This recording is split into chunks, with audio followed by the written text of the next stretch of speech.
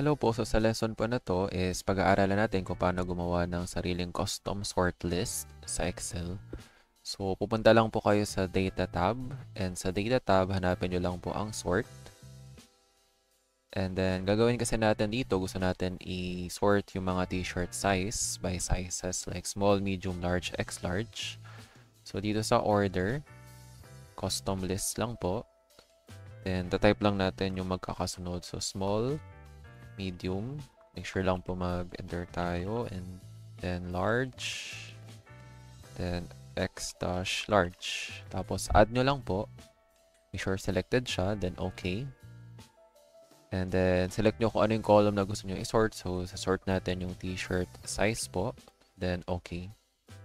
So makita natin ngayon, nakasort na yung mga t-shirt sizes. So yun lang po yun sa lesson na ito.